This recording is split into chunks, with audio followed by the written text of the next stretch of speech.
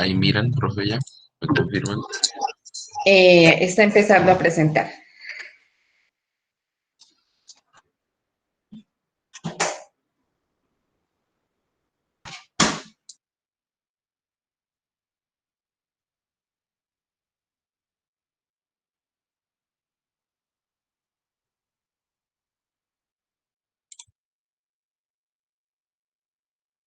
¿Sí se mira? Ahí ya. Sí, no sé si es posible Sí. hacerlo un poquito más grande, solo si es posible. Ahí, ¿qué tal, profe? Sí, ¿cómo Allí es? mejor, allí mejor. Entonces, buenos días, compañeros, profesora. Eh, Nos correspondió el psicólogo Albert Bandura, mi compañero Juan David, y se habla Víctor Núñez.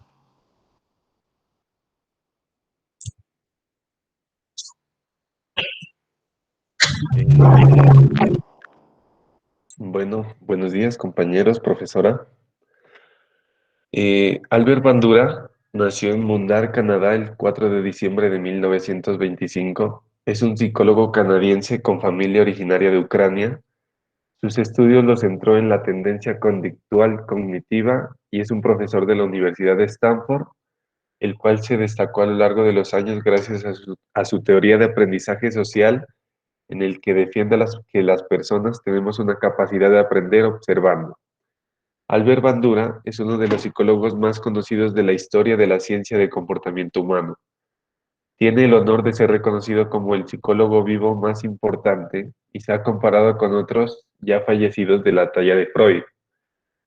No obstante, su pensamiento no es para nada freudiano, ni tampoco conductista, como muchos siguen creyendo el día de hoy. La teoría del aprendizaje social está su vida marcada por una gran contribución a la psicología y por haber cambiado la visión que se tenía sobre el aprendizaje a mitad del siglo pasado. Siguiente. Eh, Primeros años. Albert Bandura, su familia ucraniana numerosa, Bandura, quien era el más pequeño de los 6 hermanos, mostró aptitudes para valerse por sí mismo. Vivió en un pueblo pequeño donde la educación en el lugar no siempre disponía de todo lo necesario. eh, lo- Todo lo necesario que el alumno precisaba.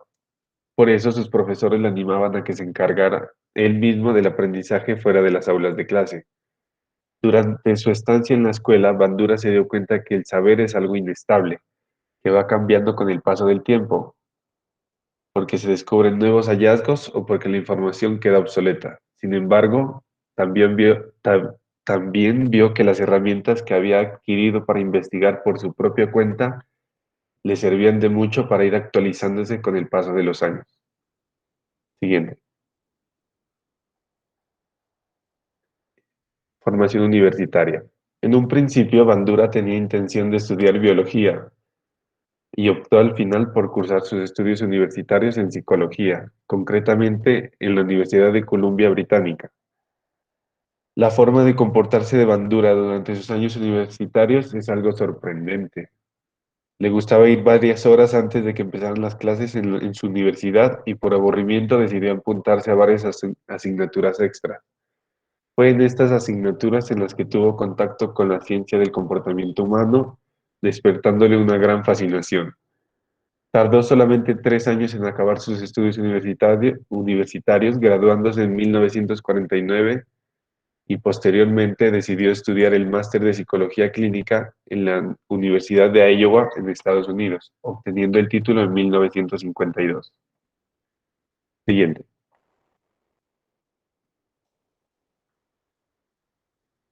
Vida profesional. Tras finalizar el máster y doctorarse, Albert Bandura obtuvo una oferta para trabajar en la Universidad de Stanford, en la que permaneció el resto de su vida y hasta el día de hoy sigue estando como profesor. Durante sus inicios como el profesor en la institución, el psicólogo se centró en ofrecer sus clases de la forma más eficiente, además de iniciar investigaciones sobre las agresiones en la adolescencia. Con el paso del tiempo, fue adquiriendo una visión más profunda sobre el comportamiento por imitación, formulando hipótesis y teorías sobre aspectos como la imitación conductual, ya sea con o sin recompensas o castigos, tras realizarse la acción. Bueno, vamos a hablar de la teoría del aprendizaje social, que fue como lo más principal de este autor y de este psicólogo, como lo es Albert Bandura, donde pues él formuló, ¿no?, muchos principios en la teoría del aprendizaje, donde decía que los conductistas consideran que el actuar del individuo es el principal motor del desarrollo. Entonces, Bandura podría afirmar que el motor del desarrollo lo miró de esta forma, tenía dos direcciones, el cual a esto lo llamó un determinismo recíproco, lo cual hace referencia a que la persona actúa en el mundo y el mundo actúa sobre ella. En esa teoría clásica del aprendizaje, Bandura pues sostenía la postura que las personas aprenden o aprendemos las conductas que aprueba la sociedad, por observación e imitación de modelos. ¿Cómo le explico eso? Es decir, observando a otros como padres, maestros o en muchos casos héroes deportivos. A esto lo llamó pues aprendizaje social por observación o modelamiento, y dependía de las consecuencias de la conducta del modelo a seguir, de la persona, ya sea padre, héroe, como les comentaba, a seguir.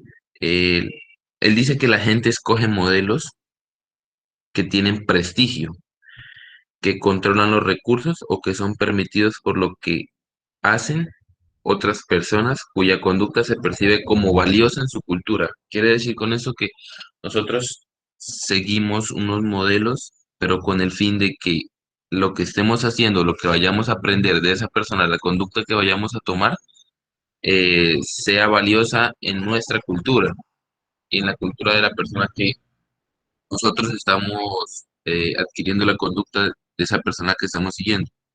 Pero aquí también destacó que el factor conductual y el factor cognitivo son dos componentes sin los cuales no se puede entender las relaciones sociales o no se puede sobrellevar esa conducta de la persona que se vaya a, a seguir.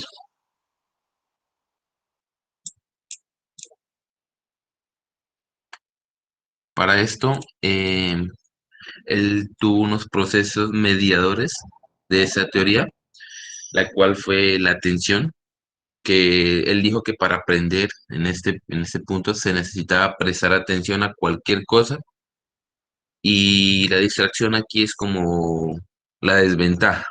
Si usted se distrae, va a tener obviamente un efecto negativo sobre el aprendizaje observacional. Y si el modelo que estamos siguiendo es muy importante o posee un enfoque novedoso para nosotros que no se pueda apoyar en nuestra cultura, es mucho más probable que nos dediquemos y mostremos toda nuestra atención en el aprendizaje. Lo que es la retención, para él nos define como la capacidad de almacenar información, y que es importante este proceso de aprendizaje, porque también a veces puede verse afectada por una serie de factores, pero la capacidad de extraer información y actuar sobre ella es vital, perdón, para el aprendizaje observacional. En la reproducción, ya una vez pues se presta atención y se retuvo la información, es el momento de que el comportamiento que se observa, lo llevemos a una práctica adicional de la conducta aprendida, para que así nos conduzca a una mejora y adelantemos o desarrollemos una nueva habilidad dentro de nosotros mismos. Y por último, la motivación, eh, dentro de lo mismo el aprendizaje observacional, sea exitoso estos tres pasos anteriores, es necesario estar motivado como uno mismo para imitar el comportamiento, o sea, estar con la persona que uno vaya a imitar, estar interesado, motivado por la conducta nueva que uno quiere aprender o la habilidad nueva que uno quiera desarrollar. Y, pero aquí también hay dos cosas, que es el refuerzo y el castigo, que desempeñan un papel importante en la motivación. ¿Qué quiere decir el refuerzo y el castigo? Puede ser tanto efectos positivos como efectos negativos a la hora de aprender o de adquirir una nueva habilidad mediante un modelo. Para Bandura, la autoeficacia es también un gran punto, es importante que lo define como un sentido detrás de bastantes fenómenos, y eso lo dice que a la medida que cumplimos nuestras normas de conducta pues determinada, nuestra autoeficacia se refiere como a sentimientos de adecuación y sobrellevar la vida. Cuando se cumplen y se mantienen las normas de desempeño, mejora nuestra eficacia, y de lo contrario, si no cumplimos esas normas de desempeño, nuestra autoeficacia puede disminuir. Y para esto nombró cuatro importantes puntos, que también es la ejecución de logros, que es un esfuerzo de una persona que tiene éxito o en muchos casos a veces fracasan, y el resultado es instructivo para la planificación de los esfuerzos a futuro. El aprendizaje vicario, que ese es derivado de la observación, de los esfuerzos de otros que triunfan o fracasan, pero en esas dichas observaciones proporcionan al individuo una base de comparación para calcular la habilidad personal que desarrolló en él con la habilidad que mantiene la persona o el modelo a seguir, o una situación similar que se presente. La persuasión verbal es el regulador débil de la autoeficacia. ¿Por qué? Porque es el hecho de que a uno le digan que puede o no dominar una determinada tarea, está muy lejos de un verdadero desempeño y no involucra con tanta fuerza la convicción de la persona. Y el estado fisiológico es un grado de aprensión y ansiedad que experimenta el individuo en una situación que pone a prueba su habilidad. O sea, lo aprendido lo ponemos a prueba, y es lo que aprendimos, lo experimentamos colocándolo en un campo laboral, se puede decir como ejemplo. Y bueno, ¿qué relación o qué quiso influir o qué aportó al individuo con esta teoría del aprendizaje social? Pues como veníamos explicando anteriormente, podremos decir que para Bandura, las personas aprendemos cosas nuevas y desarrollamos nuevas conductas mediante la observación de otros individuos como modelos a seguir. Esta teoría, eh, como lo dice ahí, se ocupa del proceso de aprendizaje por observación entre las personas, y como lo vemos en la imagen, la conducta que está tomando el bebé frente a lo que se está presentando en una televisión.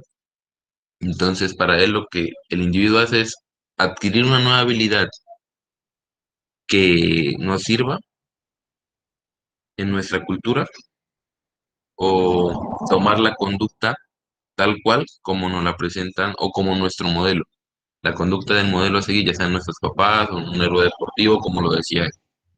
Pero lo principal es la conducta que adquirimos mediante la observación a otros individuos. Y por eso él hizo un experimento, el cual fue el muñeco Bobo, que fue realizado en 1961 por el señor Albert Bandura, para tratar de darle la pues credibilidad a su creencia de que toda conducta humana es aprendida a través de una imitación social y las repeticiones, en lugar pues de heredarse de un factor genético, se puede decir ahí. ¿Y qué hizo Bandura? Pues para tratar de demostrar esto, que los niños imitarían el comportamiento de un modelo adulto, él quería mostrar mediante el uso de agentes agresivos y no agresivos que el niño tiende a imitar y aprender el comportamiento de un adulto en quien haya un grado alto de confianza. Como los sujetos de estudio, para él fueron elegidos los niños, ya que tienen un condicionamiento social pues menos a un adulto. Además, pues son menos instruidos y en comparación con los adultos no se encuentran tan familiarizados con la regla de la sociedad. Y Aquí en esta lo que hizo fue en la televisión presentarles una escena violenta de una película. eh, entonces, luego él les colocó un muñeco inflable a los niños para que, para que ver qué hacían con el muñeco. Y la conducta que tomaron fue los golpes, mejor dicho, de todo le hicieron al muñeco, lo que aprendieron en la televisión cuando él les proyectó la película o la escena de la película donde había violencia. Entonces ahí se mira como las razones por un supuesto quiebra en la sociedad y una creciente tendencia a la violencia. O sea, los niños ya habían aprendido de lo que habían visto, fue lo que le hicieron al muñeco. Le aplicaron, mejor dicho, la violencia que estaban viendo. Y pues, profe, tenemos un video, pero creo que lo presento desde YouTube porque aquí creo que no se escucha. Ok.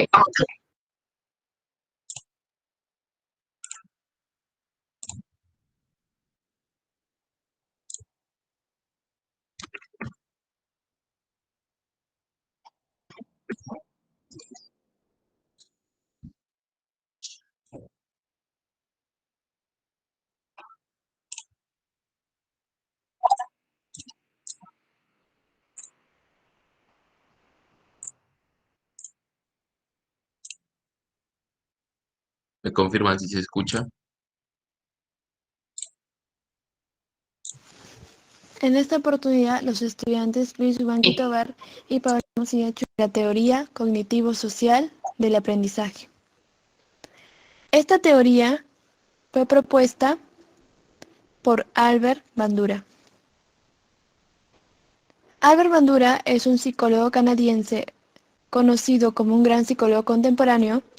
Actualmente es profesor en la Universidad de Stanford y es reconocido por su trabajo sobre la teoría del aprendizaje social. Bandura se preguntó por qué los sujetos que aprenden unos de otros pueden ver cómo es que su conocimiento aumenta cualitativamente sin necesidad de muchos ensayos, como es en el caso del conductismo. Bandura decía que los conductistas subestimaban la dimensión social. Es por eso que, en su teoría, lo social es algo clave. En la teoría del aprendizaje social de Bandura, se incluye el factor conductual y el factor cognitivo, dos componentes sin los cuales no pueden entenderse las relaciones sociales. Albert Bandura centra el foco de su estudio sobre los procesos de aprendizaje en la interacción entre el aprendiz y el entorno, y más concretamente entre el aprendizaje y el entorno social. Bandura admite que cuando aprendemos, estamos ligados a ciertos procesos de condicionamiento y refuerzo positivo o negativo. Del mismo modo, reconoce que no puede entenderse nuestro comportamiento si no tomamos en consideración los aspectos de nuestro entorno que nos están influyendo a modo de presión externas, tal y como dirían los conductistas. Para que ocurra aprendizaje, el organismo debe tener dos requisitos. Uno, estar en contacto con el ambiente. Y por el otro, es un factor personal, que es el factor cognitivo. Estos dos, tanto el ambiente como el factor cognitivo, son vitales para que ocurra a lo que llamó Bandura aprendizaje vicario, hecho que ocurre día a día en el mundo y en las personas. ¿En qué consiste el aprendizaje vicario? Cualquier organismo es capaz de extraer enseñanzas, o sea, aprender, a partir de la observación de lo que hace otro individuo. Esto lo demostró con el muñeco bobo, su experimento más representativo de su teoría, que se fundaba en el determinismo recíproco, en el que el ambiente puede influir en el comportamiento de las personas y viceversa. Por ejemplo, el experimento del muñeco bobo muestra que el modelo en un ambiente determinado afecta el comportamiento de los niños. En este experimento, Bandura demuestra que un grupo de niños colocados en un ambiente agresivo actuaría de la misma manera, mientras que el grupo de control y el otro grupo de niños colocados en un entorno de modelo pasivo apenas muestran algún tipo de agresión.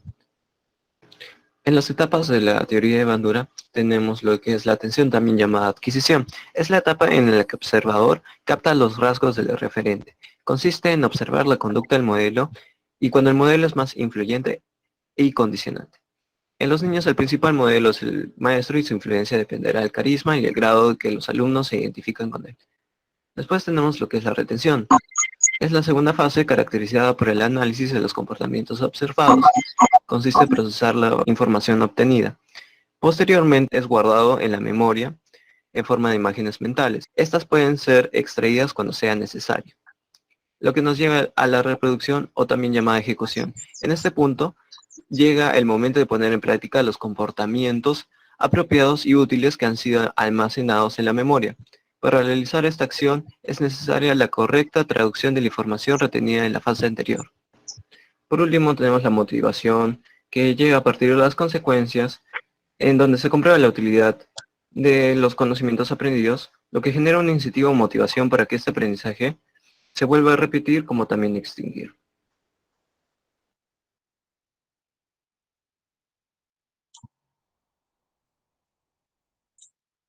Listo, profe. Ok, Víctor, muchísimas gracias. Bueno, Albert Bandura, a primero decirles que pues estuvo bastante clara la exposición, retomaron los postulados más importantes. No sé si ustedes encuentran algún tipo de limitante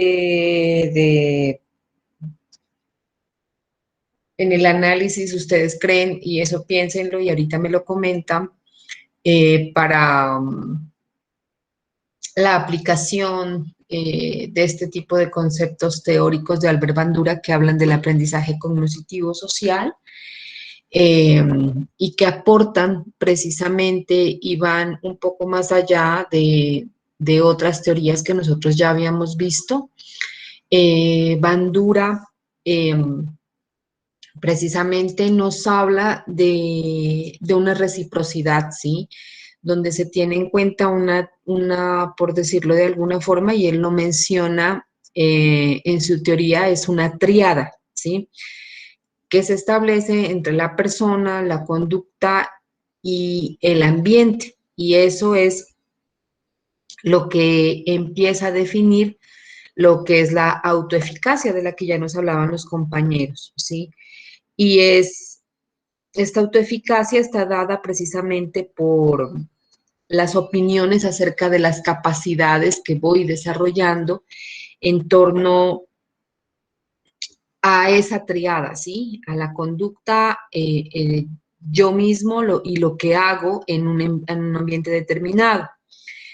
La autoeficacia está relacionada con las acciones que yo desarrollo, con esas acciones que son necesarias para alcanzar un grado de desempeño que se requiere en un ambiente particular, ¿sí?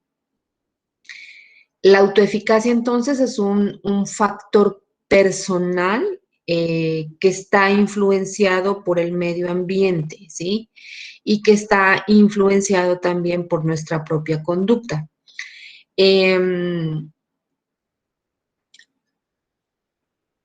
Una de las cosas importantes que nos dice Albert Bandura en su teoría está relacionada con el aprendizaje vicario, que es algo que mencionaban sus compañeros, y esto se tiene que decir precisamente que este tipo de aprendizaje no se da solamente en la niñez, sino que se da en cualquier sujeto, independientemente de la edad.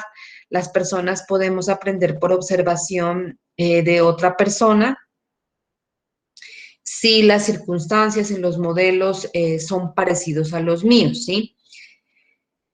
Para esto lo único que tiene que existir definitivamente es un canal, ¿no? Donde se establezca de alguna forma una comunicación a través de la observación y disponer de ciertas capacidades intelectuales, motrices. Eso no quiere decir que algunas personas que tengan otro tipo de capacidades no puedan aprender bajo la lógica del aprendizaje vicario, ¿sí? El aprendizaje vicario es inmediato e incluso se puede decir que es inconsciente. Una de las de los ejemplos más claros del aprendizaje vicario es eh, lo que aplica a los consumidores de un producto, ¿sí? De hecho, no sé si ustedes se han dado cuenta, cuando se ve una película, un comercial en estos programas de los sábados en la mañana que son de televentas, que te muestran algo que, bueno, para hacer ejercicios, algo para hacer recetas, que te sirva para el hogar y te dice llame en 5 minutos y demás. Y generalmente hay personas que lo hacen en los 5 minutos. Entonces el consumidor está o determina precisamente una compra por algo que está mirando, que observa, que quiere imitar y de allí actúa, ¿sí?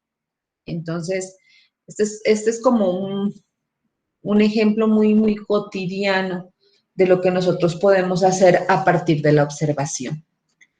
Bueno, Víctor, Juan David, ¿qué pasaría si ustedes trabajando en un colegio, en una institución educativa, encuentran que una niña de 13 años, o bueno, una niña de 13 años tiene o está enfrentando algunos problemas familiares derivados de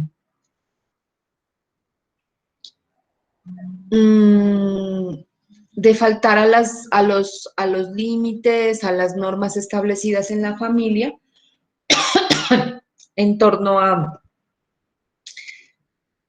las llegadas a la casa, a cuando sale con sus amigos. Entonces la queja de los papás es, no sabemos qué le está pasando, antes ella era muy juiciosa, pero ahora nos damos cuenta que ya no es así, le decimos que llegue a las 10 de la noche, no llega y lo que nos hemos encontrado es que cuando llega tarde, generalmente se mete por la ventana y para que no la escuchemos. Eh, Resulta que ella tiene una hermana que la supera con 3 años de edad y los papás dicen, alguna vez se nos presentó este tipo de problemas con la hermana, pero nosotros logramos manejarlo a tiempo a pesar de que ella también tuvo en algún momento este tipo de dificultades. Desde la lógica de la teoría de Bandura, ¿qué pudo haber pasado allí? Profe, bueno, pues de la lógica de Bandura, pues el primero que todo resalta que eso no se puede, no es un factor hereditario, ¿no?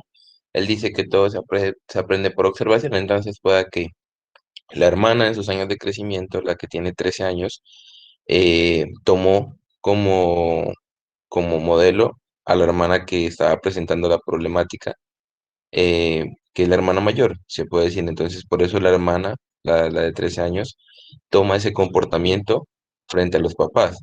Y de pronto en alguna vez la hermana que es mayor tomó esa conducta de alguna otra persona. Puede ser de sus papás o ya puede ser de, no sé, de algún sujeto representativo en la vida de ella.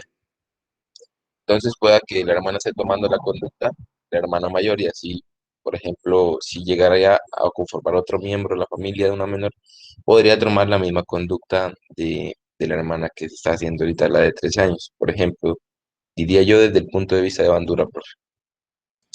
Juan David, ¿algo que agregar? No, profe, estoy de acuerdo con mi compañero, pues tal vez fue algo que observó en su hermana mayor y también puede estar por amigos también que observó el mismo comportamiento. O profe, o en muchos casos a veces lo hacen por, ¿cómo se dice eso? Como por moda en los jóvenes. Ah, no, pues si mi amigo hace esto, entonces yo también lo hago. Yo puedo ser libre como hacen mis amigos. Entonces lo toman como, los amigos lo toman como esa influencia para seguir como ese modelo, para seguirlo, para hacer lo que yo quiera o lo que hacen mis amigos, por ejemplo. Digamos que en la etapa de la adolescencia es muy común que haya ese tipo de conductas ligadas a la imitación, ¿sí?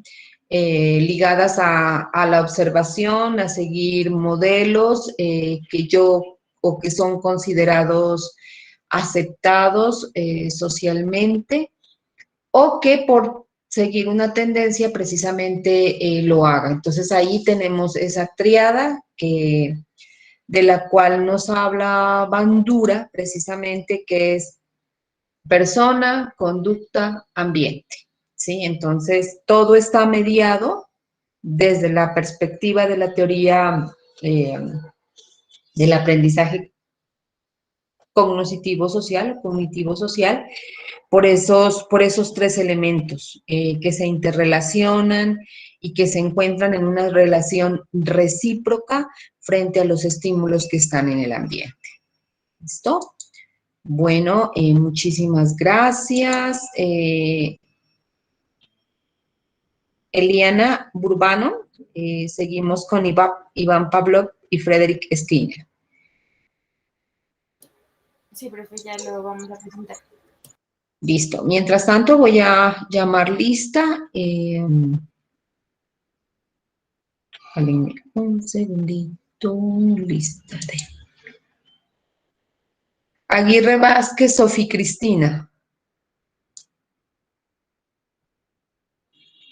Aguirre Vázquez, Sofi Cristina. Buenos días, profe, presente. Angulo Cano, Daisy Lorena. Presente, profe, buenos días. Buenos días. Arturo Rojas, Harold. Presente, profe, buenos días. Bárcenas Puerres, Federico. Hola. Burbano López, Eliana Marisol. Presente. Cabezas Cuero, Adrián Fernando. Presente, profe, buenos días. Profe, buenos días, que no podía activar el micrófono. ¿Quién me habló? Federico, profe. Ok, bueno. Burbano López, Eliana, ya. Cabezas Cuero, Adrián Fernando. Presente, profe. Chacón llama Andrea Liliana. Chacón, Andrea.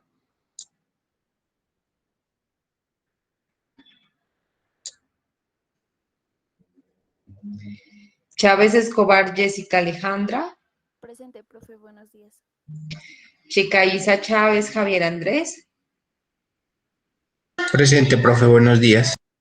Hola, Chica Isa. Cuellar Padilla, Solange Yanine. Buenos días, profe, presente. Hola, Cuero Cabrera, Karen Dayana. Presente, profe. Cuero Quiñones, Jenny Tatiana.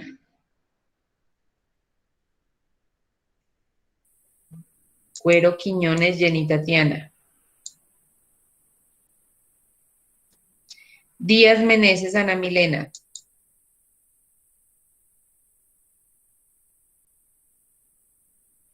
Díaz Meneses, Ana Milena. Díaz Villota, Víctor Manuel. Ajá, dime. A Milena. ¿Cómo, perdón? Que se le acaba de caer la red ahorita. Milena me acabo de escribir ahorita.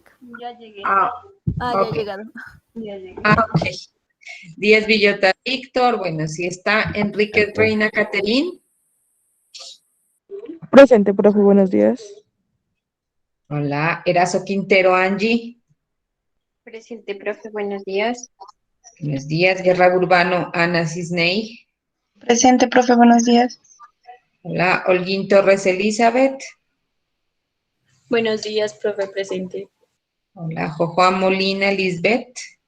Buenos días, profe, presente. López Ramírez, Andrea Camila. Buenos días, profe, presente. Luna Narváez, Verónica. Buenos días, profe, presente. Marcillo Rosero, Diana Marcela. Buenos días, profe, presente. Molina López Luis Felipe. Buenos días, profe, presente. Morán Belalcázar Camila. Ella es la que está con permiso, ¿cierto? Sí, profe. Mosquera Narváez Juan David. Presente, profe, buenos días. Naula Potosí Mayra. Buenos días, profe, presente. Ordóñez Pasaje Jennifer Giuliani. Profe, buenos días, presente. Natalia Pazuy. Hola, profe, buenos días. Presente. Pulgarín Suani Valentina. Presente, profe, buenos días. La Tonguino Mesa Catalina. Presente, profe. Rivas Marta.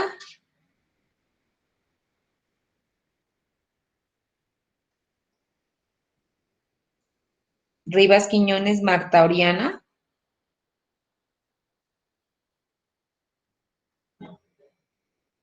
Tonguino Mesa Catalina. Presente, profe. Tulcán Alvarado Natalia Sofía. Presente, profe, buenos días. Valencia Ruiz Erika Joana. Presente, profe, buenos días. Ok, bueno, entonces vamos a empezar a hablar de los señores Iván Pavlov y Frederick Skinner, que son conductistas. Empezamos, chicas, las escuchamos. ¿Me recuerdan quién está en el grupo? Eliana Burbano y Karen Cuero. ¿Karen qué, perdón? Cuero. Bueno, profe.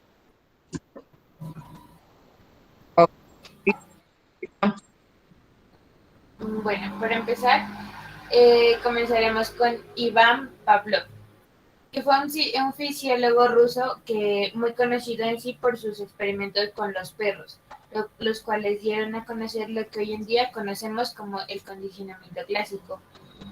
El condicionamiento clásico es el aprendizaje más asociativo y básico que conocemos, en el que un organismo responde en sí a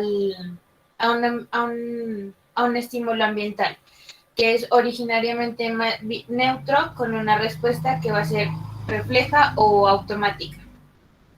Estos descubrimientos de Pavlov hacen que se estudian en diferentes universidades de psicología y en ciencias de la educación, ya que este es uno de los temas más introductorios a estas carreras.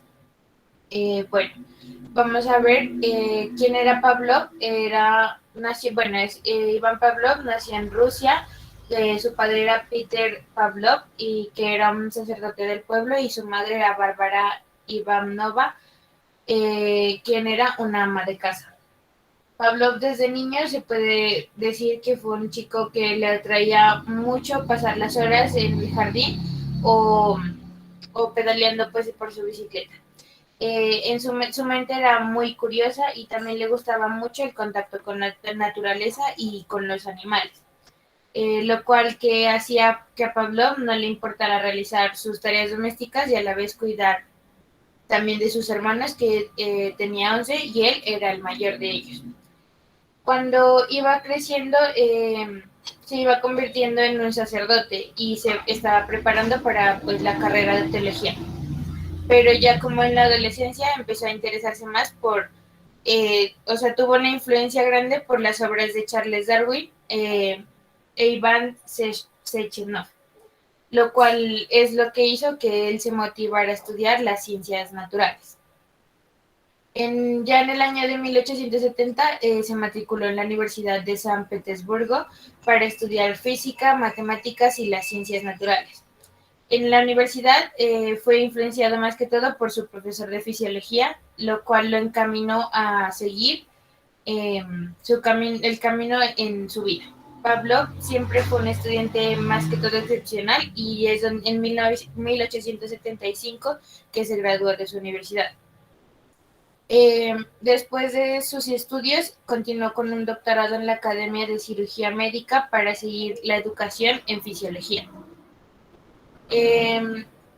Ya como en cuanto al experimento con los perros, Iván Pavlov es conocido por esto, ya que hasta ahora es una de las figuras más célebres en la psicología y en la educación en general, pues por estos experimentos, donde le llamó la atención que tras diferentes ensayos que él hacía, los perros segregaban la saliva y, o sea, ante su presencia. Independientemente de lo que él hiciera o no, cuando él estaba, si les daba de comer o no, esto sucedía. Ya que esto pasaba porque los animales habían como aprendido a que Pavlov, si entraba, o sea, a la puerta de su casa, lo iban a recibir comida de él en cualquier momento. Entonces esto hacía que ellos produzcan la saliva.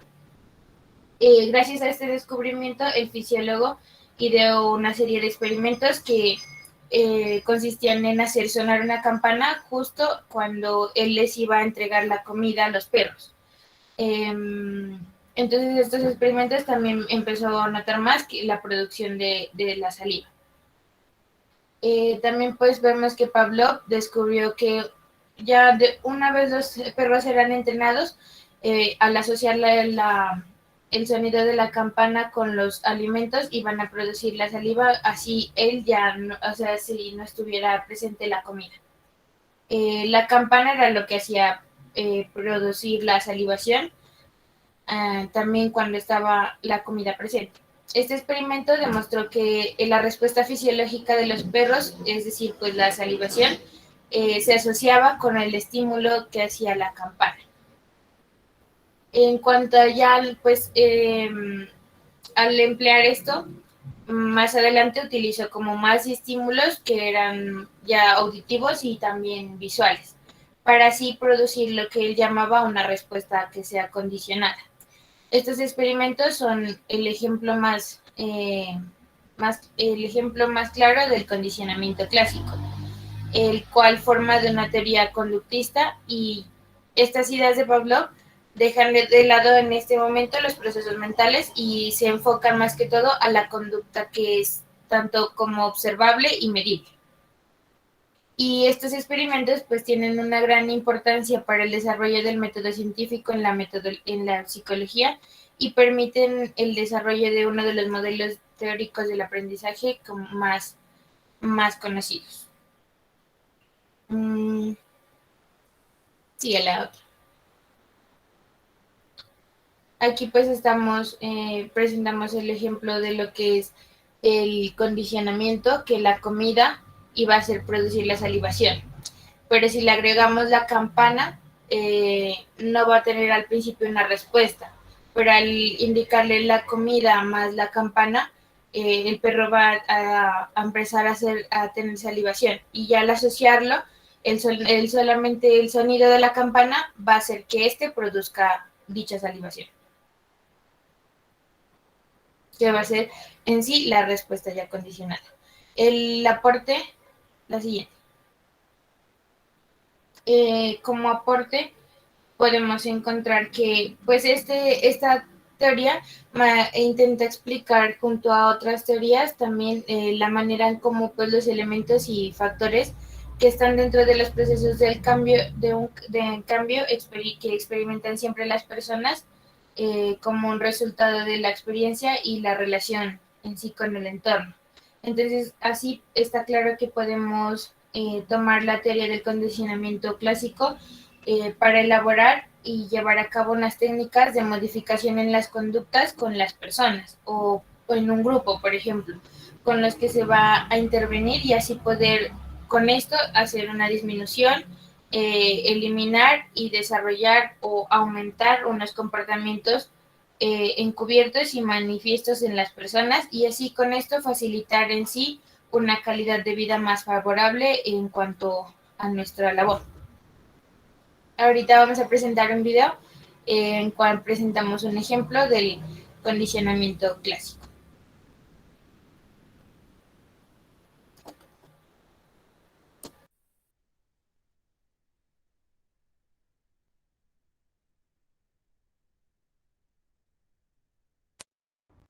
A continuación, les mostraré un ejemplo de condicionamiento clásico que ocurre en los colegios y es la sensación de libertad que asocia un estudiante al escuchar el timbre de recreo. El recreo es un estímulo incondicionado que genera una sensación de libertad en un estudiante. El timbre del recreo será el estímulo neutro que anuncia la llegada del receso, pero por sí solo no genera ninguna respuesta. Sin embargo, si se presenta al estudiante el timbre del recreo y la salida al recreo durante determinada cantidad de veces, habremos generado un aprendizaje por condicionamiento al estudiante de tal forma que solo al escuchar el timbre del recreo, el alumno experimentará la sensación de libertad aunque se encuentre aún en el salón de clases.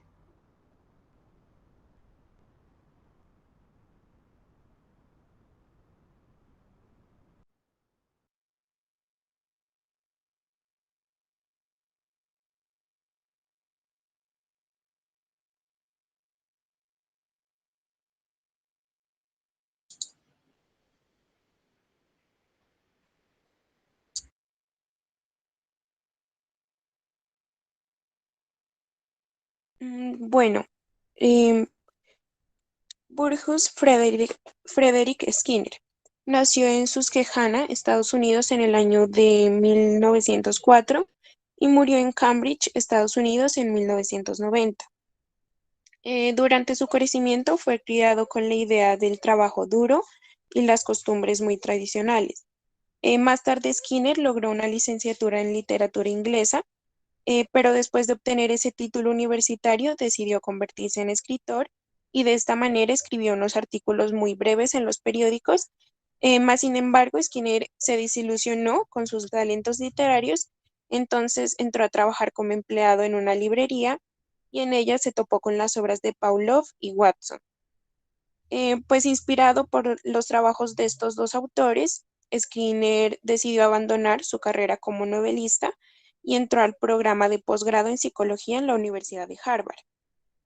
Pues es así que Skinner fue un psicólogo, filósofo social, inventor y autor estadounidense que condujo un trabajo pionero en psicología experimental y defendió el conductismo, ya que él consideraba que el comportamiento es como una función de las historias ambientales de refuerzo y pues ya desde ese punto escribió varios trabajos en los cuales propuso el uso extendido de técnicas psicológicas de modificación de conducta. Principalmente pues optó por el condicionamiento por operante, ya que su objetivo era mejorar la sociedad e incrementar la felicidad humana. Bueno, el condicionamiento operante nace porque, como dije anteriormente, pues Skinner, influido por la teoría de los reflejos condicionados de Pavlov, por el condicionamiento de John B. Watson y también basado en la ley de efecto de Thorndike, él creyó que era posible explicar la conducta de los individuos como un conjunto de respuestas fisiológicas condicionadas por el entorno. Entonces acuñó al término condicionamiento operante la búsqueda del orden, debido a que este implica como cambiar una conducta utilizando refuerzos dados después de la respuesta deseada. En sí, pues esta teoría trata de estudiar el comportamiento humano mediante el estudio de las respuestas voluntarias mostradas por el organismo cuando éste se ubica en un entorno controlado. Entonces, pues Skinner, a partir de la realización de varios experimentos con animales, en su mayoría con raticas de laboratorio y palomas, y pues cabe resaltar que para ello empleó un objeto especial, se podría decir, pues el cual fue diseñado por él mismo y el cual actualmente es conocido como la caja de Skinner. Bueno, pues Skinner condicionaba mediante refuerzos tanto positivos como también refuerzos negativos. Los refuerzos positivos en uno de sus experimentos, o pues en uno de sus primeros experimentos y como el más famoso, colocó una rata hambrienta dentro de una caja. Al principio la rata pues estuvo inactiva dentro de la caja, pero gradualmente, o sea, a medida que comenzó a adaptarse, comenzó a explorar su entorno. Finalmente la rata descubrió una palanca, la cual al presionaba le proporcionaba comida. Después que la ratica pues satisfizo su hambre, comenzó a explorar la caja de nuevo. Luego de un tiempo presionó la palanca por segunda vez cuando volvió a tener hambre y pues este comportamiento continuó en repetidas ocasiones después de un tiempo, porque, o sea, la rata aprendió a presionar la palanca cada vez que quería alimentarse. En ese punto, Skinner consideró que el condicionamiento había pues sido exitoso. Y pues en este ejemplo, la acción de presionar la palanca es una respuesta o comportamiento operante y la comida liberada dentro de la caja es la recompensa o el refuerzo. El experimento pues también se conoce como un aprendizaje por condicionamiento instrumental, ya que la respuesta es fundamental para obtener esos alimentos. Mm, Este experimento también demuestra y revela los efectos del refuerzo positivo, porque pues al presionar la palanca, la rata hambrienta fue recompensada con alimento y pues por el cual satisfizo su hambre. Entonces, por lo tanto, se considera como un refuerzo positivo. Pues el refuerzo negativo, ya Skinner también pues realizó este experimento que trataba de explicar cómo producía esto pues en la rata en este caso. Entonces pues Skinner colocó también una rata en una caja con la misma configuración de la anterior, pero en lugar de emplear el hambre, sometió la caja a una corriente eléctrica que era pues desagradable para la rata. Y pues ella experimentó la incomodidad por la corriente eléctrica, comenzó a moverse desesperadamente alrededor de la caja y accidentalmente golpeó la palanca. Al presionar la palanca se interrumpía inmediatamente el flujo pues como de corriente que había desagradable para ella, y después de un par de veces la rata se había vuelto como lo suficientemente inteligente como para o sea, directamente ir a la palanca para evitar el malestar o que le pasara corriente. La corriente eléctrica en este caso actuó como un refuerzo negativo, y escapar de la corriente eléctrica era la motivación para que la rata repitiera como la conducta una y otra vez. En este caso también pues la presión de la palanca fue una respuesta operante y la interrupción compleja del flujo de corriente eléctrica fue su recompensa.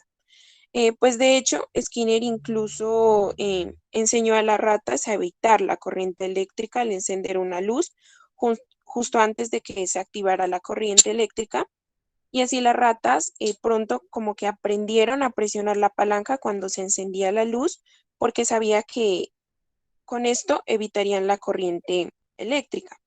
Y pues como resultado de estos experimentos, lo que es el refuerzo pues negativo y el refuerzo positivo, Skinner identificó 3 tipos de respuesta, las cuales pueden seguir el comportamiento. Más que todo, pues se presentan en el refuerzo negativo, que son los operantes neutrales, los reforzadores y los castigos. Los operantes neutrales, que son respuestas procedentes del entorno, las cuales no aumentan ni disminuyen la probabilidad de que se repita un comportamiento determinado. Los reforzadores son respuestas provenientes del entorno, las cuales incrementan la probabilidad de repetición de un comportamiento, y también los reforzadores pueden ser tanto positivos como negativos, pues depende. Y ya los castigos, que son respuestas del entorno, las cuales disminuyen la probabilidad que se repita un comportamiento, y pues el castigo es quien debilita el comportamiento. Entonces, pues el condicionamiento operante en sí se basa como en una premisa bastante, se podría decir, simple, porque, o sea, las acciones seguidas por una recompensa se refuerzan y es más probable que vuelvan a ocurrir en un futuro. Y, por ejemplo, si alguien cuenta una historia aquí divertida en la clase y todos se ríen, es más probable que quiera volver a repetir pues dicha conducta en el futuro, debido a que el comportamiento fue seguido por un refuerzo o resultado deseable. Y las acciones obviamente se fortalecen. Y pues si sucede lo contrario, aquellas acciones que resulten en castigos o consecuencias indeseables se debilitarán y será menos probable que vuelvan a ocurrir en el futuro. Y así, pues si por ejemplo el alumno vuelve a contar de nuevo la misma historia en otra clase, pero en esta ocasión nadie se ríe, pues será menos probable que quiera repetirla en el futuro, y de esta manera puede llegar a la extinción del comportamiento. Bueno, la extinción es cuando desaparece una respuesta aprendida debido a la eliminación del refuerzo del escenario condicionado, como ya lo dije anteriormente, Y otro ejemplo de ello, pues sería que en el experimento de Skinner, la rata podría dejar de presionar la palanca si ésta ya no recibe su porción de comida. La generalización y discriminación es el fenómeno en el cual un organismo presenta una respuesta similar cuando reacciona a estímulos similares y pues se conoce como generalización. Y un concepto pues complementario de esto al de generalización es la discriminación, porque pues es de la cual explica una respuesta similar representada por un organismo debido a la diferencia en los estímulos. Y por último, pues la recuperación espontánea, que pues este concepto ya explica cómo, o sea, cuando en la caja de Skinner la rata es retirada y ya no tiene que presionar la palanca, incluso pues de haberla retirado de la caja durante cierto periodo de tiempo y el comportamiento parece haberse extinguido, pero al introducir la rata a la caja el comportamiento presenta una recuperación espontánea, o sea que no importa el paso o el lapso de tiempo que la rata no estuvo en la caja, aún así ella aprendió y si la vuelven pues obviamente a meter en la caja, sigue teniendo ese comportamiento. Bueno, y ya como aporte del condicionamiento operante a la intervención social o de individuo, pues en este caso al casework, pues Skinner propone que el individuo, grupo, familia o comunidad que se vaya a intervenir, ya que pues estas son un organismo que está en proceso de operar, o sea, está en proceso de operar sobre el ambiente. Es decir, pues que como persona estamos interrumpiendo constantemente, haciendo pues cualquier cosa que hagamos. De esta manera, pues solo se necesita entender la relación entre las conductas y sus consecuencias para poder crear condiciones de trabajo que alienten las conductas deseables y desalienten las indeseables. El comportamiento, pues, se aprende mediante sus consecuencias positivas o negativas, que ya pues sería un estímulo neurológico que se convierte en un reflejo asociado. Y pues así como también un comportamiento seguido de un estímulo reforzador provoca una probabilidad incrementada de este comportamiento en el futuro. Y un comportamiento que ya no está seguido de un estímulo reforzador provoca una probabilidad decreciente de que ese comportamiento no vuelva a ocurrir en el futuro. Y pues eso ha sido todo. Gracias. Ok, muchísimas gracias a ustedes por la exposición. Me parece que cuando queremos hacer un recorrido por las teorías de Skinner, de Pavlov, que a la luz del conductismo nos llevan a entender pues las respuestas que nosotros tenemos frente a determinados estímulos, lo hicieron de forma bastante concreta, clara, bastante pedagógica para que volvamos a recordar, porque les decía la vez pasada que esto ustedes ya lo han visto, seguramente en psicología, cuando han visto sus niveles de psicología en los espacios académicos, entonces fue bastante clara la exposición. Bueno, cuando hablamos de Skinner y de Pavlov, tenemos que necesariamente referirnos a lo que es aprendizaje, ¿sí? Como lo hemos hecho con otros teóricos de los que hemos hablado en estos días, entendiendo, por decirlo de alguna forma, entendiendo que el aprendizaje no tiene que ver únicamente con la habilidad que nosotros tenemos o las capacidades que tenemos para adquirir conocimientos, sino cómo aprovechamos las experiencias para adaptarnos a lo que nos está rodeando o a nuestro entorno de una forma más eficaz. Y los compañeros que hablaban hace un ratico de la otra teoría nos hacían referencia a la autoeficacia, ¿sí? Entonces, nuestras capacidades de aprendizaje determinan también el comportamiento, determinan cómo vamos moldeando nuestra personalidad, cómo vamos adquiriendo habilidades, cómo vamos manejando, modificando nuestros miedos, las creencias que tenemos, las actitudes que tenemos, y precisamente Ivan Pavlov y Frederick Skinner empiezan a estudiar todo el tema de los estímulos, de las respuestas, de los refuerzos. El condicionamiento clásico de Ivan Pavlov habla precisamente de una asociación entre estímulo y respuesta, ¿sí? De esa forma, de una forma muy lineal, ¿sí? Y lo que precisamente se le critica a la teoría del condicionamiento clásico es que en el caso de los seres humanos, esta teoría no permite lo que se denomina libre albedrío, ¿sí? Un grado de donde las personas tengan la posibilidad de determinar una respuesta de forma libre, ¿sí? El condicionamiento operante, por su parte, permite relacionar la respuesta en torno a los refuerzos que se estén dando, ¿sí? Entendiendo que si una respuesta beneficia a las personas, la respuesta que se está dando se va a ver reforzada. De lo contrario, se va a ir reduciendo, se va a ir desapareciendo, como bien lo mencionaban las compañeras.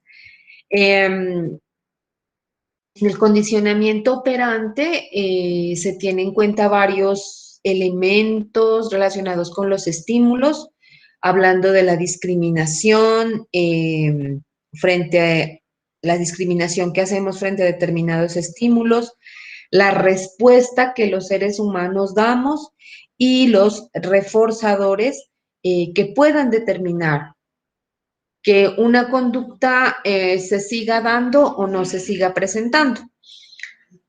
Ejemplos de condicionamiento clásico y de condicionamiento operante hay muchísimos en el mundo.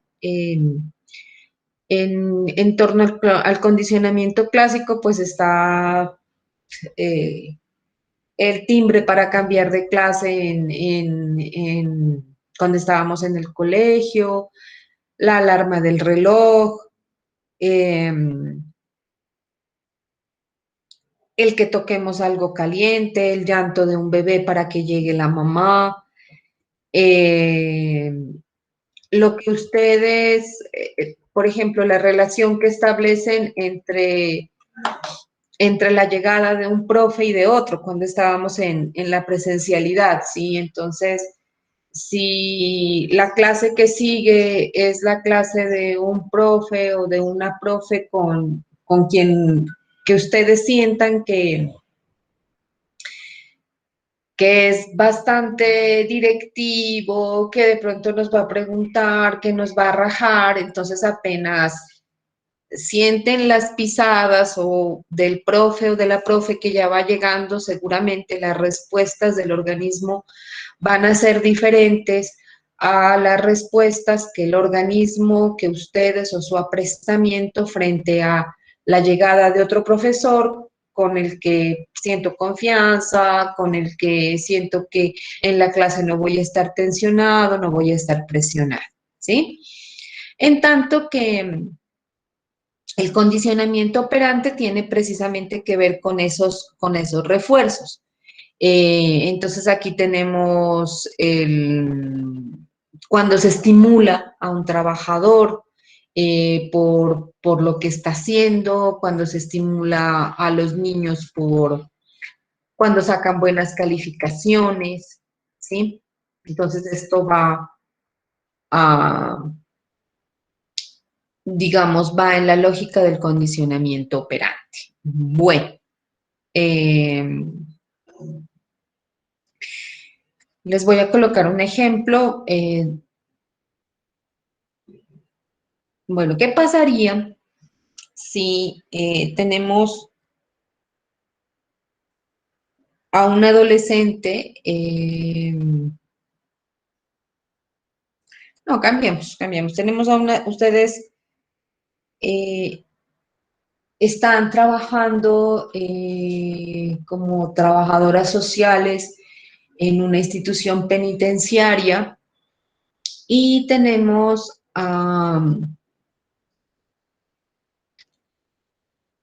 a una persona que lleva 10 años, le han dicho que su condena es 20 años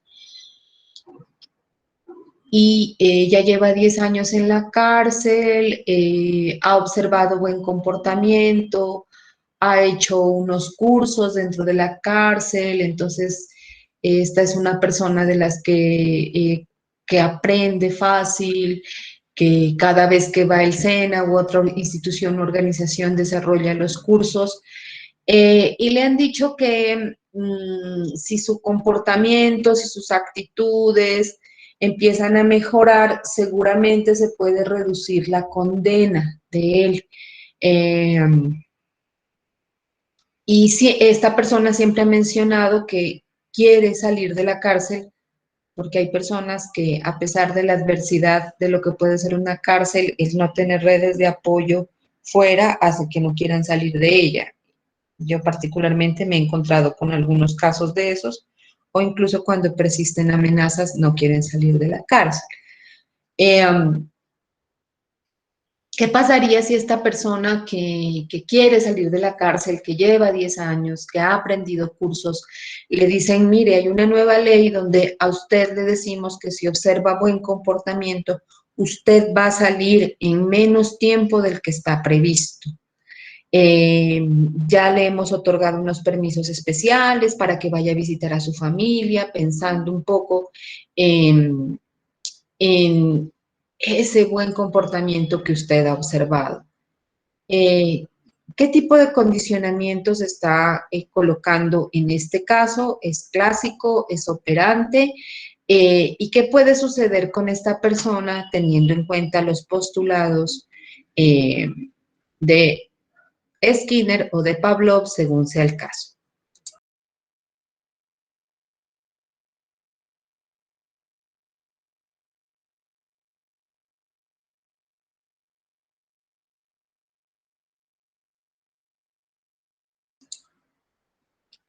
¿Me escuchan, chicas?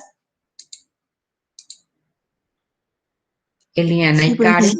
Sí, profe, ¿será que Sí, me profe. podría volver a repetir la pregunta? Es que se me estaba entrecortando. Les colocaba el ejemplo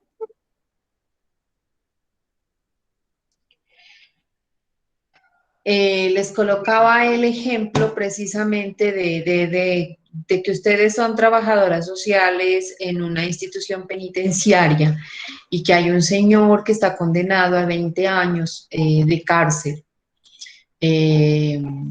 Y lleva 10 años, ha tenido una muy buena respuesta a los cursos, a los acompañamientos que se le ha dado y llega un momento en que ustedes tienen que explicarle a él, decirle, bueno, salió una nueva ley que creemos que lo puede beneficiar a usted, que el buen comportamiento, el participar de diferentes actividades, puede hacer que reduzca sus años acá en la institución penitenciaria. Ya usted ha tenido algunos permisos especiales, se ha ganado unos premios por su buen comportamiento. ¿Qué tipo de condicionamiento a la luz de Skinner y de Pavlov se estaría aplicando allí? ¿Y cuál creen que sería la respuesta de este señor en el corto y en el mediano plazo? Pues, profe, yo creería que es condicionamiento operante, porque le están dando como un refuerzo positivo al decirle que si pues él se sigue comportando bien en el centro penitenciario, pues pueden darle libertad mucho antes de lo que anteriormente le habían dicho. Y pues a corto plazo puede que él pueda tener pues un comportamiento bueno, se podría decir en la cárcel, al salir, o sea, cuando antes de que le den salida pues obviamente para que pueda, que le den libertad. Y ya pues tal vez a largo plazo puede que vuelva a, a tener los comportamientos o conductas que tuvo pues en un pasado que lo hicieron meter pues a la cárcel. Sin embargo, pues puede ser, ¿no? Porque también Skinner nos habla incluso hasta em,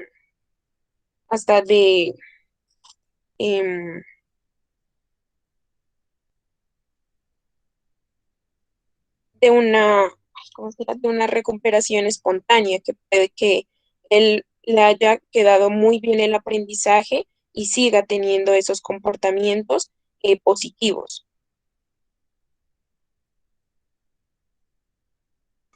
Ok, Karen, la compañera tiene algo que agregar, Eliana.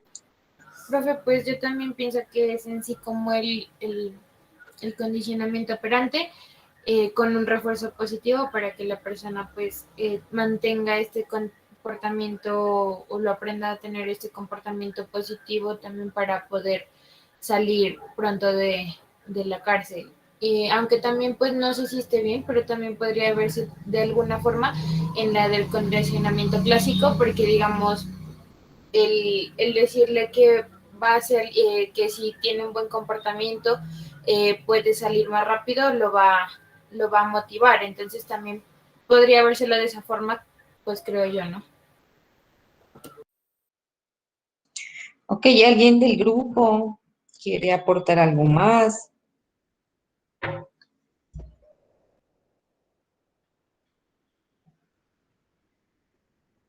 ¿No? Bueno, precisamente nuestra vida está llena de reforzadores positivos, negativos. Esto va a determinar las conductas de las personas. Los estímulos, los premios, los castigos, generalmente están presentes en todas las actividades cotidianas de la sociedad. Esto es muy aplicable a contextos educativos. Cuando ustedes vayan a contextos educativos, es muy común encontrar la aplicación de este tipo de teorías basadas en los reforzadores. Ahorita me acordaba precisamente de un caso que tuvieron que manejar mis estudiantes en la práctica en un colegio de acá de Pasto, donde se encontraron que un niño de la primaria tenía dificultades con su aseo personal, ¿sí? Entonces estaba la queja del profe, de los compañeritos, que no se querían juntar con él porque decían que el niño olía mal, que el niño no iba bien presentado. Eso empezó a generar, pues obviamente, unas situaciones de rechazo por parte de los compañeros y el profesor preocupado pues decidió remitirlo donde las estudiantes asumieron el caso, empiezan a hablar con la familia y desde la institución educativa, con el acompañamiento de psicología, trabajo social y esta interacción con la familia, se logró establecer, por decirlo de alguna forma, unos reforzadores positivos, eh, una suerte de premios, digamos, en torno al mejoramiento de ciertas conductas en el niño y obviamente se logró entender por qué lo estaba haciendo, por qué no quería bañarse, por qué no quería eh, mejorar su actitud frente al aseo, ¿sí? Entonces, esto es muy aplicable en contextos educativos, si ustedes van a estar en la práctica, y en contextos familiares, ¿no? Cuando se hace abordaje de entornos familiares, nos encontramos mucho con el tema de relacionados con estímulos, respuestas, con reforzadores. ¿Listo? Bueno, y tenemos al último grupo, Gordon Alport, Jennifer Ordóñez y Adrián. Profe, con ellos era el grupo que yo le comentaba de que yo me había integrado para la socialización. Listo. Entonces tú estás allí, Verónica, Sofía, Luna. Ok, entonces podemos empezar. Coloquen su presentación. Sí, ya presento. Ok.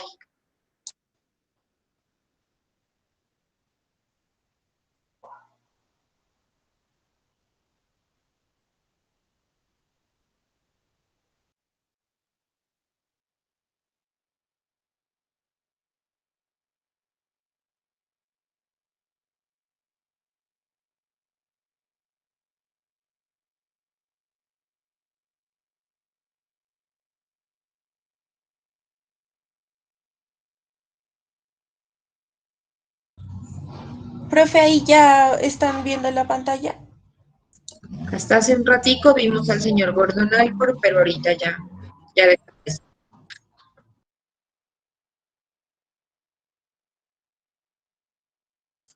Allí sí.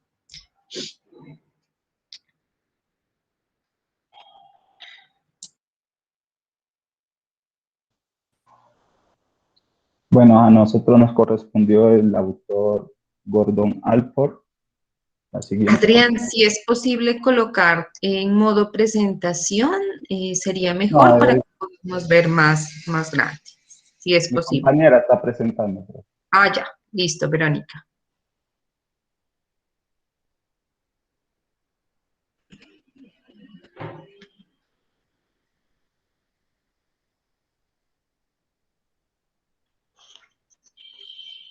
Coloca la opción de al lado, ¿es posible? ¿Dónde está la diapositiva?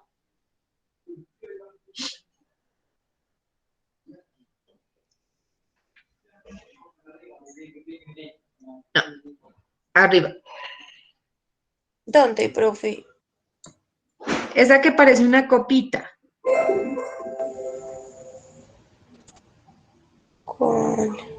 Al lado del Zoom, compañera. Abajo, abajo. Al lado del Zoom. ¿Ves una que La parece como otra. una copita? Esa, no. No, esa. Esa. Ok, gracias.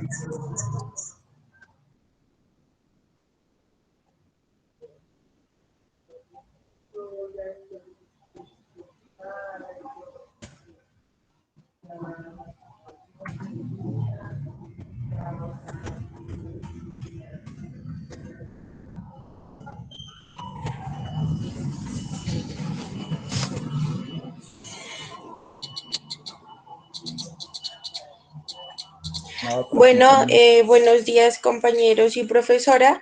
A nosotros nos correspondió lo que es el autor Gordon Alport y mi grupo está conformado por Jennifer Ordóñez, Fernando Cabezas y mi persona, Verónica Luna.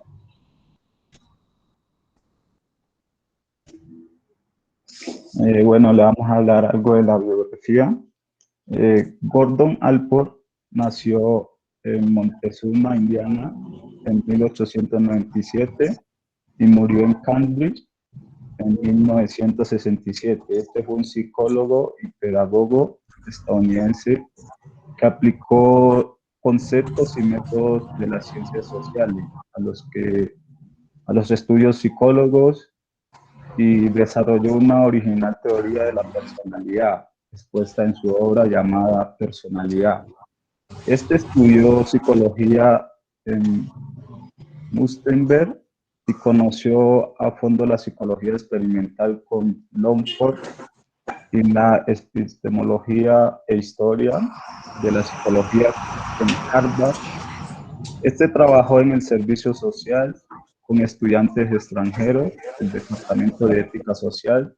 Su nombre está estrechamente relacionado con el desarrollo de la psicología de la personalidad, que desde 1920 se constituyó como disciplina psicológica autónoma.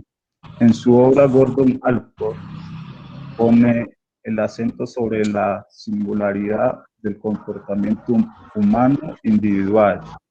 Este critica el psicoanálisis de Freud, el conductismo radical de John Watson y Kurt Skinner, y las teorías de la personalidad basadas en gran parte en la observación del comportamiento animal. También subraya además la coherencia del comportamiento y la importancia de los determinantes conscientes.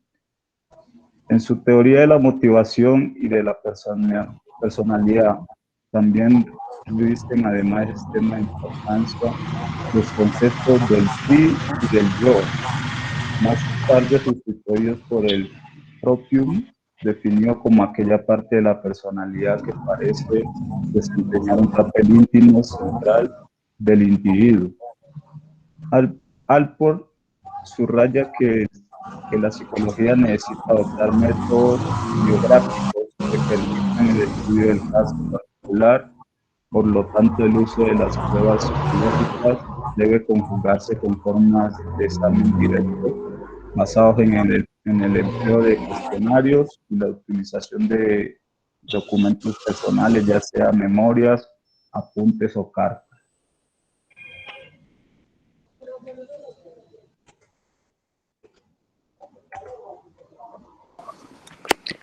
Bueno, profe, buenos días y buenos días, compañeros. Bueno, los aportes principales de Gordon Allport nos dice que además de su teoría sobre la personalidad, Gordon Allport también aportó conocimientos muy importantes a la psicología en los campos de la motivación, el prejuicio y la religión de los individuos, y de este modo pues su legado fue muy amplio y también se convirtió en una figura realmente interesante en el campo de la psicología.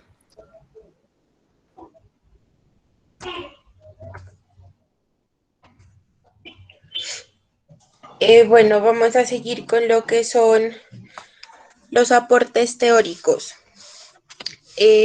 Una de las cosas que motiva a los seres humanos es la tendencia a satisfacer necesidades biológicas de supervivencia, lo cual Allport llama funcionamiento oportunista.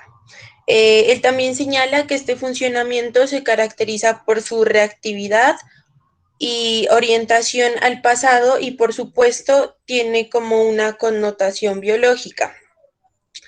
Pero Allport también creía que el funcionamiento oportunista era algo relativamente poco importante como para entender la mayoría de los comportamientos humanos. Allport decía que la mayoría de estos comportamientos humanos están motivados por algo bastante diferente y que tiene como funcionamiento, que tiene el funcionamiento como una forma expresiva, a lo cual se le denominó funcionamiento propio. La mayoría de las cosas que nosotros hacemos en la vida es como una cuestión de ser lo que somos. Y de esta manera el funcionamiento propio se caracteriza por su tendencia a la actividad, como también por su orientación al futuro, y esto deriva pues de la palabra latina proprium, que es la base del término que Allport escogió después de revisar ciertas definiciones para llamar de una forma más científica a este concepto que es bastante popular y a la vez esencial. Nos dice también que la palabra latina proprium también hace como que referencia para nosotros acercarnos de una forma más intuitiva a lo que se ha llamado el funcionamiento propio. Por ejemplo, pensar en la última vez que nosotros quisimos actuar de una manera determinada y concreta, porque estos son actos como que nosotros verdaderamente los expresamos directamente como aquello que hace importante a la relación pues con nosotros mismos. Entonces, por ejemplo, la última vez que nosotros hicimos algo para expresar nuestro sí mismo, o aquella vez donde nosotros dijimos, esto es lo que realmente somos. Hacer aquellas cosas que son coherentes con lo que nosotros somos, esto es lo que Allport le denominó funcionamiento propio. En este sentido y con fines prácticos, podemos perfectamente utilizar el término como propio.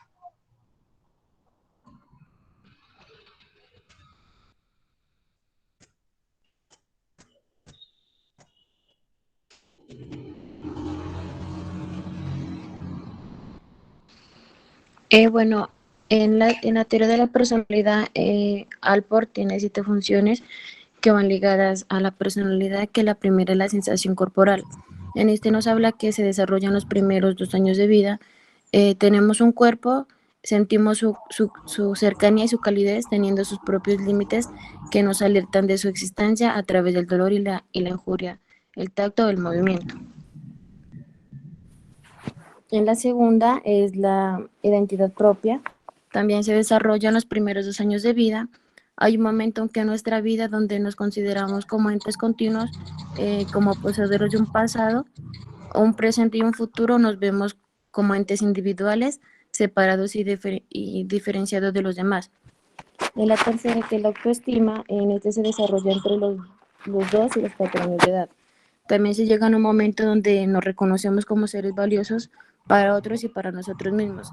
Esta circunstancia está íntimamente ligada al desarrollo continuo de nuestras competencias. En el siguiente es la existencia de uno mismo. Esta se desarrolla entre los 4 y 6 años de edad. Algunas cosas, personas y eventos a nuestro alrededor también pasan a ser centrales y válidas, esenciales para nuestra existencia. En el autoimagen, imagen de uno mismo también llamado, también se desarrolla entre los 4 y 6 años. Este será el reflejo de mí, aquel que los demás ven. Este también es una impresión que proyecta en los demás, como mi tipo, mi estima social o estatus, incluyendo mi identidad sexual. Es el principio de la conciencia del yo ideal y de la persona.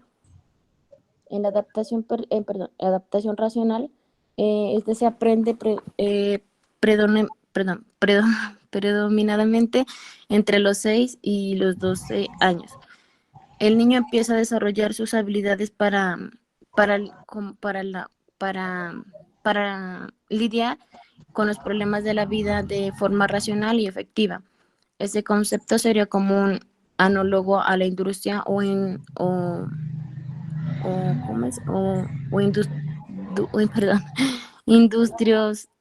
industriosidad de Erikson. El esfuerzo de la lucha propia, que es el último, esencialmente no empieza hasta después de los 12 años. Sería la expresión de mi self en términos de metas, ideales, planes, vocaciones, demandas, sentido de dirección, de propósito. También Alport nos hablaba también de unos rasgos de la personalidad que pueden clasificarse como en función de lo identificado que sea de la conducta general del sujeto, considerado como 3 rasgos importantes para él. Que el primero de los rasgos cardinales, que se considera como aquellos rasgos de personalidad que forman parte del núcleo de la persona. Esto pues va afectando a mayor parte del repertorio de la conducta de la persona, es decir, como son los que tienen más peso en el modo de ser de cada individuo. En el segundo, sobre los rasgos centrales, este nos habla como conjuntos de características que tienen una influencia en el comportamiento de la persona en diferentes contextos. También pues participa en la actuación de tendencia que tenemos, a pesar que influyen en un conjunto más registrado de comportamiento.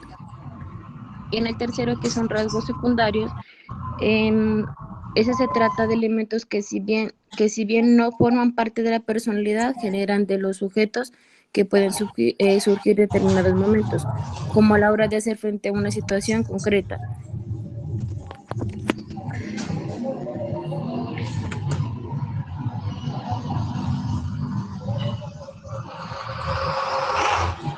Profe, antes de llegar al aporte, pues tenía una observación, y es que los procesos evolutivos que usa Alport son muy cercanos también a los periodos de desarrollo que utilizó Freud en los estudios, pero pues es importante como que precisar que el esquema de Alport no es una teoría de estados evolutivos, sino como una descripción de la forma en que las personas generalmente se desarrollan.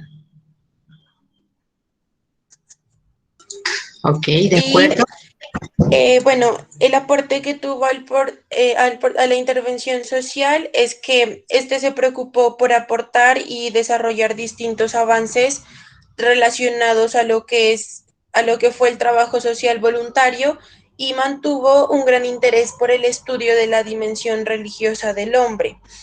Alport quería que cada individuo tenga el máximo posible de independencia y autonomía. Esto influido posiblemente por el metodismo religioso de su infancia que rechazaba el énfasis calvinista en la predestinación. En consecuencia a esto, se intenta como que liberar a la personalidad de todas las cargas que puedan condicionarla, llegando así a la conclusión de que cada persona es distinta de todas las demás y hasta la personalidad adulta es independiente a la de su infancia. Gracias. Ok, muchísimas gracias a ustedes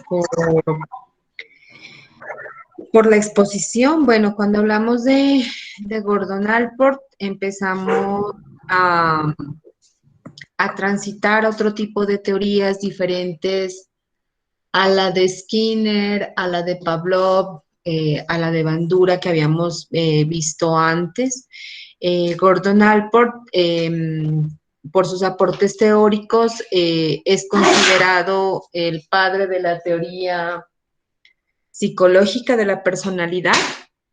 Él empieza a entender un poco todo este tema de los rasgos de la personalidad pensando precisamente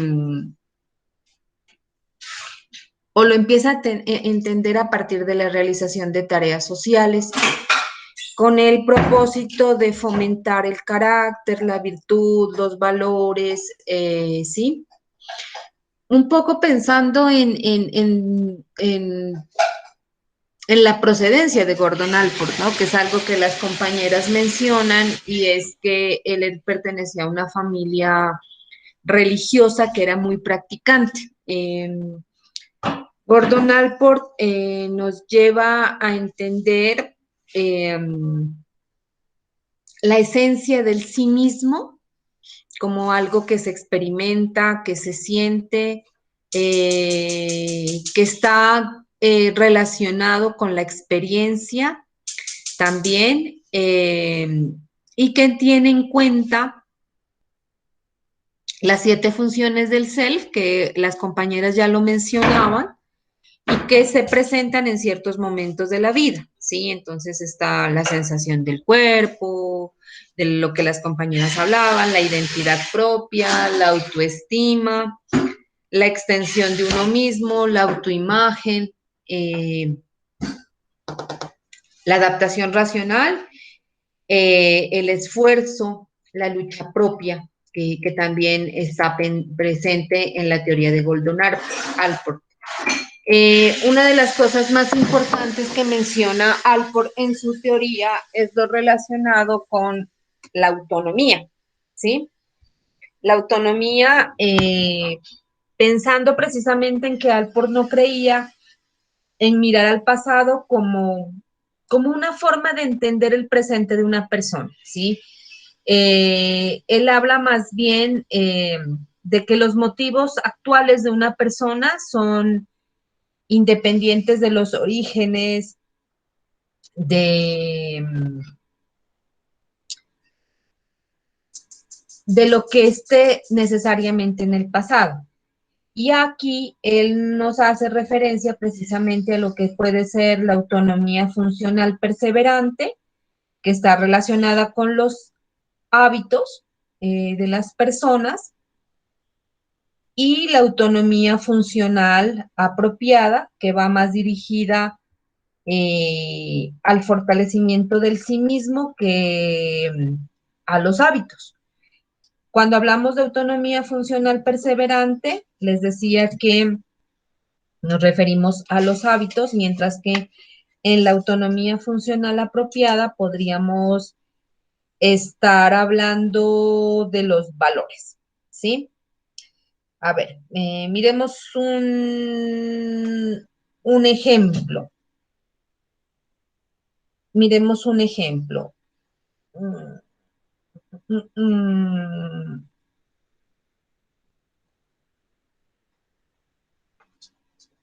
Si yo me encuentro con,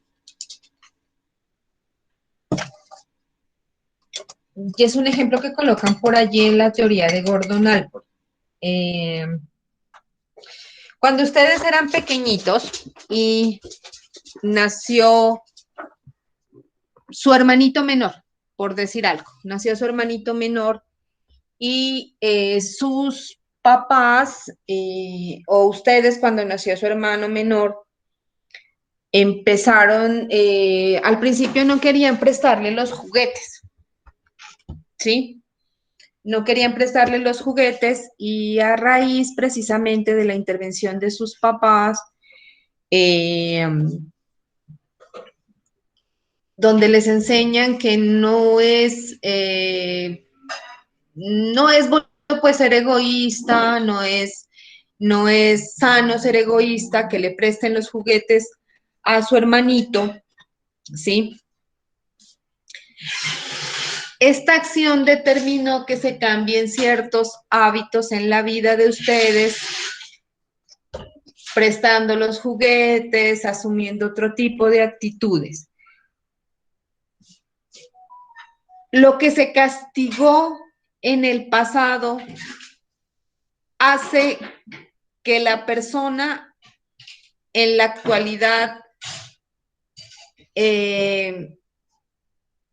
sea generosa, comparta, ¿sí? Tenga la posibilidad de ayudar a otros. Dejó el egoísmo a pesar de que esta fue una conducta castigada en el pasado, ¿sí? Teniendo en cuenta la autonomía funcional propuesta por Alport, ¿qué puede haber sucedido aquí? Cuéntenme.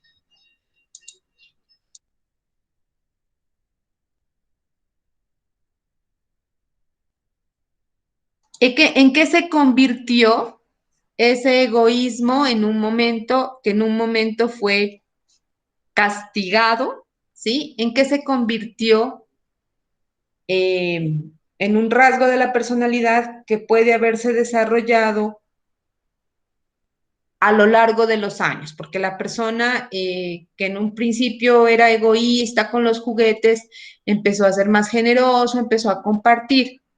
Desde los lentes de Alport, mirando con lentes de Alport, esta situación, ¿en qué se convirtió esta actitud de la persona? ¿En qué? ¿En un hábito, en un valor? Profe, yo diría que es que, por ejemplo, él decía que él creía no mirar el pasado como una forma de entender el presente de una persona, pero entonces este rasgo se convertiría como que en un rasgo de autonomía funcional.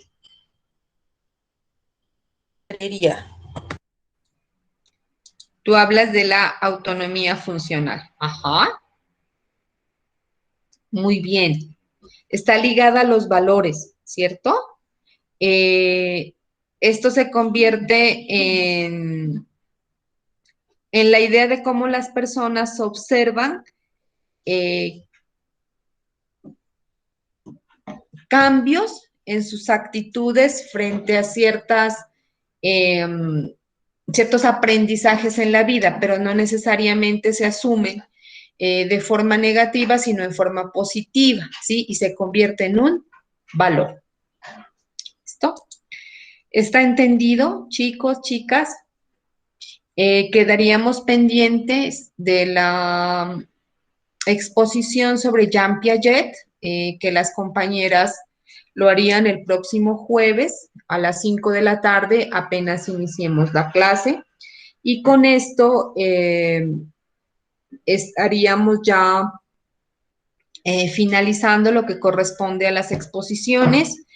El jueves yo les hablaría un poco del señor Víctor Frankl, que es un existencialista y del cual ustedes están haciendo la lectura de El hombre en busca de sentido, ¿sí? Les recuerdo, a partir de las 10 de la mañana está habilitado el formulario, tienen 40 minutos para desarrollarlo, se encuentra en la plataforma. Si alguien tiene dificultades, por favor me lo hace saber al momento de presentarse la dificultad para yo tomar las medidas correspondientes. La participación en el foro, la exposición, el resumen, El control de lectura forman parte de sus notas para el primer corte. ¿Hay alguna pregunta, alguna observación? Profe, yo Dime. era que le iba a decir, yo ya le había comentado, no sé si podemos hablar en algún momentico de manera como más personal. ¿Cierto? Sí, profe. Ok, no te preocupes. ¿Alguien más ha tenido dificultades con alguno de los trabajos? Como les decía, hasta aquí ya hemos sacado las notas del primer corte, entonces, por favor, si alguien ha tenido dificultades, por favor, me lo informa para... Profe, y una podemos- preguntita en relación a eso, ¿cuáles son las notas que hasta el momento llevamos? A Todo, ver, mejor espera. dicho. Tenemos el foro, ¿cierto? Las que yo tengo son las del foro, el resumen, la exposición, tengo un ejercicio personal que ustedes hicieron, que me lo enviaron al correo, y estaría el control de lectura. El ejercicio personal que ustedes me enviaron al correo, yo les había dicho, no tiene una puntuación de 1 a 5, pero sí tiene, digamos, un reconocimiento por la participación. ¿Quedó claro, Víctor? Sí, profe. Ok. Yo aspiro a subirles, empezar a subir esas notas en esta semana a la plataforma para que ustedes las vayan verificando. Solamente una Profe, cosita. Ajá, dime. buenos días. Una pregunta. El control de lectura es relacionado a todo el documento, ¿verdad? Solo hasta donde yo les dije que es más o menos la página 28, 29, la primera parte A del la documento. primera fase. Ajá. Ah, ya, profe. Muchas gracias. Ok. Vamos a continuar después con la segunda parte y hacemos control de lectura. Aclárenme una cosita nomás. Sigmund Freud, la exposición fue Federico y ¿quién más? Que esto no me ha guardado los cambios. Buenos días, profe. Mi persona, Felipe Molina. Felipe Molina, listo. Carl Jung, Suani y...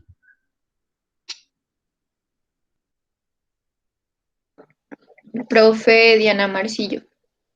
Diana Marcillo. Listo.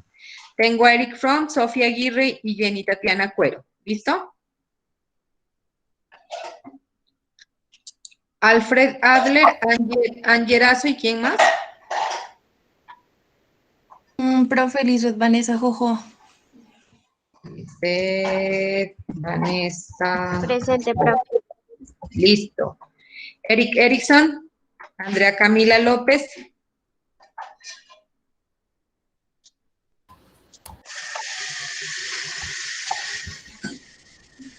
Eric Erickson, Andrea Camila López y ¿quién más?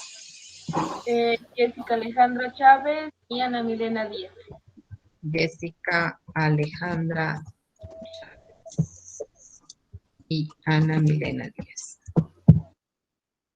Listo, el resto creo que ya los tengo completos. Natalia Pazuy, Javier Chicaiza y Caterina Enríquez para la gestal, Abraham Maslow, Elizabeth Holguín, Natalia Turcán, Liliana Chacón, Carl Rogers, Ana Cisney Guerra, Catalina Tonguino, Les Vygotsky, Erika Valencia, Harold Arturo, Vanessa Naula, Albert Bandura, Víctor Díaz, Juan David Mosquera, Iván Pavlov y Skinner, Eliana Urbano, Karen Cuero, Gordon Alport, Jennifer Julián Ordóñez, Adrián Fernando y Verónica Sofía Luna. Les recuerdo que esto tiene una rúbrica de evaluación que evalúa las competencias del saber evaluadas desde argumentar sobre los aportes de cada teoría y su influencia en los procesos de intervención social. En el hacer estamos valorando la apropiación y manejo del lenguaje de acuerdo con lo aprendido, donde relaciona los aportes de las teorías con el contexto de intervención. Y en el ser, el reflexionar sobre el rol del trabajador social teniendo como base la influencia de las teorías en los procesos de intervención en individuo. Cada una de ellas con una puntuación de en el saber 1.5, en el hacer 2.5, en el ser 1, para una calificación máxima de 5. ¿Listo? Entonces, eso sería, chicos. A las 10 de la mañana, por favor, les solicito se dirijan a la plataforma y revisen el formulario. Nos encontramos el jueves a las 5 de la tarde. Cualquier duda, estaré atenta al WhatsApp. Un abrazo. Hasta luego, profe. Hasta luego, profe.